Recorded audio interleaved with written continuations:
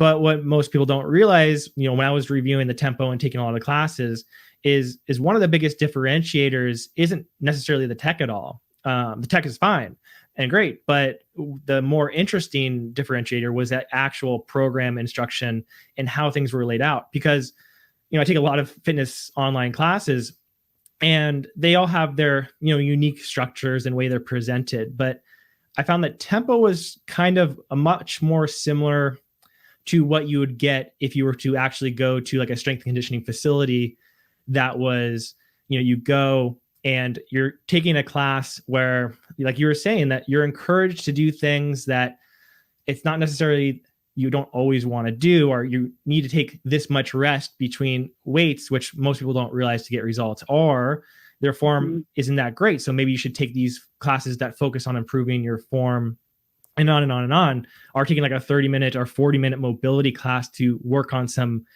preventative issues, or, preventing you from doing what you want to do. And so I found that was very fascinating and interesting about tempo, because it's, and I think I said this in the review, it's not just like at home training, but it's actually real training inside your home. And like, I think I have a guess now, kind of hearing about where it came from, but I was curious about like how that came to be, because it seems like all the coaches are pretty much on the same page with this type of philosophy and how they create their programs.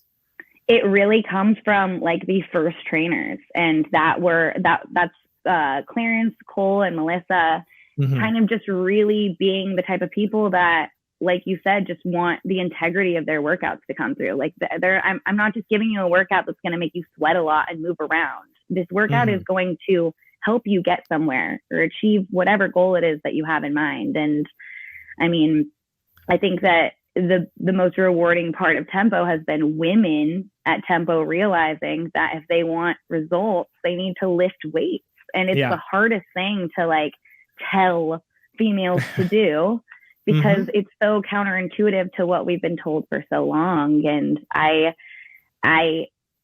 I'm really excited for what tempo is bringing, because it is the first place that's like, I'm not just offering you some sadistic workout that's 50 minutes of like running and jumping and like moving and lifting, but actual results. And why are you doing this?